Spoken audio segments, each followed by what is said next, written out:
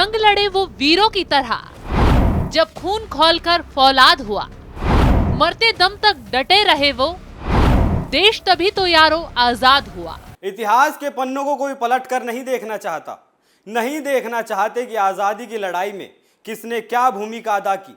लेकिन आज बात इसी पर होगी। आज हम इस देश की आज़ादी के 75वें साल में हैं। ये साल बेहद खास है क्योंकि आज देश का हर घर तिरंगे को सुशोभित कर रहा है। तिरंगा हमारी आन बान शान सब कुछ है। प्रधानमंत्री मोदी के आह्वान पर समूचा हिंदुस्तान तिरंगे के रंगों में रंगा है। लेकिन इस आज़ादी को देश के शहीदों ने अपने लहू से सींचा है। ये आज़ादी हमें खून के बदले मिली है। अंग्रेज सरकार ने न जाने कितने बेगुनाहों को अपनी गोलियों का निशाना बनाया था, न जाने कितने आज़ादी के मतवालों को फांसी पर लटका दिया था। आज आज़ादी के इस पावन पर्व के मौके पर आपके लिए लेकर आए हैं आज़ादी के मतवालों की एक खास पेशकश। जय श्री राम। मैं हूं आपके साथ अभिषेक पुंडीर और आप देखना शुरू कर चुके हैं कैपिटल टीवी पर आज़ादी की खास पेशकश। आज बात करेंगे आज़ादी की लड़ाई को रफ्तार देने वाले चोरा चोरी कांड के बारे में। इस घटना में न जाने कितने बेगुनाहों को अंग्रेजों की गोलियों का शिकार होना पड़ा। तो चलिए शुरू करते हैं। किसी भी घटना के पीछे कोई ना कोई कारण जरूर होता है। आज़ादी के वक्त गांधी जी ने पूरे देश में हिंसा पूर्वक असहयोग आंदोलन चलाया था, जिससे अंग्रेजों के दांत खट्टे हो गए थे। कहा जाता है कि चोरी चोरा की घटना देश को और अधिक एकजुट करने में कामयाब रही थी। जब भोजन के बढ़ते दामों को चैलेंज करने के लिए छात्रों ने असहयोग आंदोलन को अपनाया था, भगवान अहीर ने उनका साथ दिया था। कई प्रदर्शनकारियों को पुलिस ने बेरहमी से पीटा और कई नेताओं को अरेस्ट कर उन्हें चोरी चोरा जेल में डाल दिया गया। इसी का नतीजा था कि नेताओं ने पुलिस के खिलाफ एक नया आंदोलन शुरू कर दिया। पहले आपको बताते हैं कि चोरी चोरा की नींव कैसे पड़ी। मुझे न तन चाहिए न मन चाहिए, बस अमन से भरा ये वतन चाहिए। जब तक जिंदा हूं चुकाऊंगा मिट्टी का कर्ज, और मरूं तो बस तिरंगा कफन चाहिए। थोड़ा बैकग्राउंड में चलते हैं। साल 1919 और 1920 का दौर था। अंग्रेजी हुकूमत के खिलाफ गुस्सा बढ़ता जा रहा था। रॉलेट एक्ट आ गया था, जिसके तहत पकड़े जाने पर बिना न्यायिक कार्रवाई के किसी को भी जेल में रखा जा सकता था। इस भेदभावपूर्ण कानून को लेकर खिलाफत और स्वदेशी जैसे मुद्दे जोर पकड़ रहे थे। लोग लामबंद हो रहे थे। कांग्रेस में भी नए युग की शुरुआत हो चुकी थी। महात्मा गांधी का दौर आ चुका था। इन सब के बीच अमृतसर में जलियांवाला बाग नरसंहार हो चुका था, जिससे पूरा देश अंग्रेजों के खिलाफ गुस्से की आग में जल रहा था। लोगों के इस गुस्से को भांपते हुए महात्मा गांधी ने कांग्रेस के सामने असहयोग आंदोलन शुरू करने का प्रस्ताव रखा। कांग्रेस ने प्रस्ताव मान लिया और 1 अगस्त 1920 से पूरे देश में असहयोग आंदोलन शुरू हो गया। इस आंदोलन में महात्मा गांधी का जोर पूरी तरह स्वदेशी अपनाने पर था। महात्मा गांधी के आह्वान पर छात्रों ने स्कूल जाना छोड़ दिया, वकीलों ने कोर्ट कचहरी जाना छोड़ दिया, मजदूरों ने फैक्ट्रियों में काम करना बंद कर दिया। लोग विदेशी सामानों का बायकॉट करने लगे। एक अनुमान के मुताबिक उस समय करीब 400 हड़तालें हुई और लगभग 70 लाख वर्किंग डेज का नुकसान हुआ था।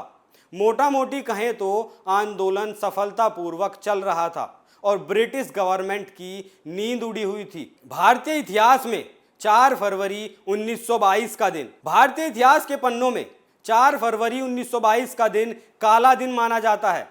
इस दिन लाल मोहम्मद, विक्रम अहीर नजर अली, इंद्रजीत कोयरी जैसे कई आज़ादी के मतवालों की अगुवाई में चोरी चोरा कांड को अंजाम दिया गया। इस घटना ने न सिर्फ ब्रिटिश हुकूमत की नींद उड़ा दी, बल्कि देश में जमींदार प्रथा पर भी गहरी चोट की। कई जानकार इसे 1857 की क्रांति के बाद आज़ादी की लड़ाई में सबसे निर्णायक मोड़ मानते हैं। चोरी चोरा कांड में 23 अंग्रेजी सैनिक मारे गए थे। हालांकि महात्मा गांधी इस घटना को अपनी अहिंसावादी नीतियों के खिलाफ मानते थे और उन्होंने 12 फरवरी 1922 को अपने असहयोग आंदोलन को वापस ले लिया। गांधी जी के इस फैसले से जवाहरलाल नेहरू और सभी अन्य नेता हैरान थे कि गांधी जी ने इस आंदोलन को ऐसे समय में कैसे वापस ले लिया जब देश में अंग्रेजों के खिलाफ लोगों का संघर्ष काफी मजबूत हो चुका था। इस फैसले से इतनी निराशा हुई कि मोतीलाल नेहरू और चित्तरंजन दास जैसे नेता काफी नाराज हो गए और उन्होंने गांधी जी से अलग होकर स्वराज पार्टी को गठित करने का फैसला कर लिया। इस घटना की वजह क्या थी, उस वजह को भी जानना जरूरी है। क्या थी घटना की वजह? महात्मा गांधी की अगुवाई में 1 अगस्त 1920 को असहयोग आंदोलन की शुरुआत हुई थी। आजादी की लड़ाई को और मजबूत करने के लिए 1921-22 के दौरान कांग्रेस के कार्यकर्ता और खिलाफत आंदोलन के कार्यकर्ताओं को राष्ट्रीय स्वयंसेवक वाहिनी के रूप में गठित कर दिया गया। इसी कड़ी में गांधी जी के असहयोग आंदोलन को लेकर स्वयंसेवकों ने 4 फरवरी 1922 को चोरी चोरा गांव में एक बैठक की। इस बैठक के पास के मुंडेरा बाजार से एक जुलूस निकालने का फैसला किया गया, लेकिन पुलिस को लगा कि ये लोग गुस्से में हैं और यहाँ हिंसा हो सकती है। पुलिस ने उन्हें रोकने के लिए उन पर गोलियां बरसा दी। इस घटना में कुछ लोगों की मौत हो गई और कई लोग घायल हो गए। इस घटना से लोगों का गुस्सा इतना बढ़ गया कि लोग बेकाबू हो गए और उन्होंने चोरी चोरा पुलिस स्टेशन को जलाकर राख कर दिया। इस घटना में 23 पुलिसकर्मी मारे गए और अंग्रेजों को काफी संपत्ति का नुकसान हुआ। इस विद्रोह में आसपास के 60 गांवों से 3000 से ज्यादा किसान शामिल हुए थे और उन्होंने अंग्रेजी हुकूमत के साथ साथ कई राजा और नवाबों की सत्ता को हिलाकर रख दिया था। इस घटना की खबर पूरी दुनिया में फैली। किसी ने इसका स्वागत किया तो कईयों ने इसे उपद्रवियों का कृत्य बताया। अंग्रेजी शासन इस घटना से बौखलाई हुई थी और उन्होंने 225 आरोपियों में से 172 विद्रोहियों को एक साथ फांसी की सजा सुना दी। लेकिन कांग्रेस के कुछ नामचीनों ने इस घटना की दोबारा जांच करने का आग्रह किया, जिसके बाद अंत में भगवान अहीर, विक्रम अहीर, लवटू कहार, कालीचरण कहार जैसे 19 क्रांतिकारियों को फांसी की सजा हुई और दूसरे कैदियों को अलग अलग तरह की सजा सुनाई गई। चोरी चोरा कांड को लेकर महात्मा गांधी पर भी राजद्रोह का मुकदमा चला और मार्च 1922 में उन्हें गिरफ्तार कर लिया गया। गांधी जी ने पुलिसकर्मियों की मौत की घोर निंदा की, लेकिन अपने जो क्रांतिकारी मारे गए उन्हें सिर्फ सहानुभूति दी। क्या आज़ादी के क्रांतिवीरों की जान इतनी सस्ती थी? जिन लोगों ने अपनी जान देकर इस देश को आज़ादी दिलाई, उनकी जान की शायद कोई कीमत ही नहीं थी। हालांकि इसके बाद गांधी जी ने इस घटना पर अपनी सहानुभूति जताने के लिए चोरी चोरा सहायता कोष को भी शुरू किया। ये सब बातें इतिहास के पन्नों में कहीं दबी पड़ी हैं, जिन्हें शायद ही कोई खोल कर देखना चाहता हो। अब आपको बताते हैं कि इसका नाम चोरा चोरी कैसे पड़ा। दरअसल उत्तर प्रदेश के गोरखपुर में चोरी चोरा 2 अलग अलग गांव थे। वहां के एक रेलवे के अधिकारी ने दोनों गांव के नाम को एक साथ मिला दिया। यहां जनवरी 1985 में एक रेलवे स्टेशन की शुरुआत हुई।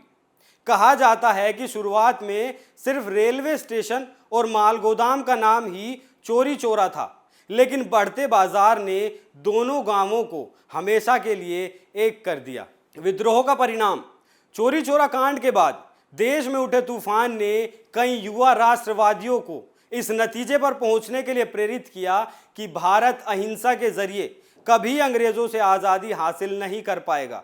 इन क्रांतिकारियों ने राम प्रसाद बिस्मिल, अशफाक उल्लाह खान, जतिन दास, भगत सिंह, मास्टर सूर्य सेन, भगवती चरण वोहरा जैसे आज़ादी के अनगिनत मतवाले थे।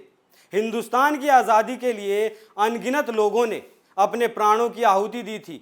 तब जाकर आज हम खुली हवा में सांस ले रहे हैं। आज़ादी के लिए देश को कितनी क्षति हुई, इस बात की जानकारी हर एक हिंदुस्तानी को होनी चाहिए। हमें पता होना चाहिए कि हमने क्या क्या सहा है। इस रिपोर्ट में इतना ही। आपको ये जानकारी कैसी लगी हमें कमेंट करके ज़रूर बताएं। नमस्कार।